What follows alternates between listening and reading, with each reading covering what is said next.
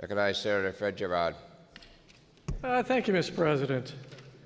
Colleagues, I wake up every morning and I look out at a beautiful river and I love my district. I am blessed to be able to serve from my district. 3 miles from my house is the town of Mill City, which has been decimated by timber policy.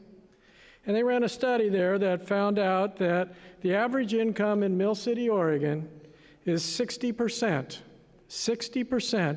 of Portland. The schools up there are hurting, and I mean hurting a lot.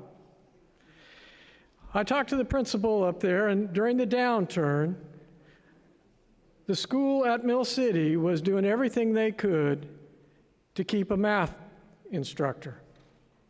Just trying to keep a math instructor. In Portland, they were talking about cutting Chinese immersion. I'm sorry, we're not on the same plane here. Now, I think everybody here knows that I don't think that this is an adequate budget. We've already discussed that, so I want to talk about something else that's in this darn bill that's even worse, and that is 2 carve-outs. One is a carve-out for the severely disabled. Now, I'm telling you, a severely disabled person in a small town, in a small school, that needs to be funded at a higher rate. But a severely disabled student at Portland, you have economies of scale to take over that. That should have been capped. It was not. Now, we formed a committee to analyze the distribution formula. So what does this bill do? It carves out more money for ESL.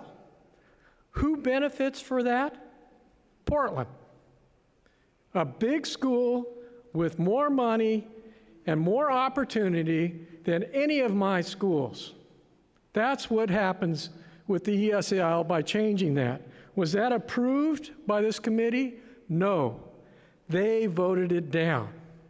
The 2 things that needed to be discussed on the distribution formula were, 1, the poverty ratio, which we had today as an opportunity. That was never discussed, and we need that for poorer schools. That was not discussed. Number 2, there has to be economies of scale. That was not discussed. So this bill inoculates the cities of Portland and Eugene and the suburbs from further cuts. And who pays that? Small rural schools. I'm sorry, this is the part of the bill that really, really stinks. The budget stinks as well, but that really stinks.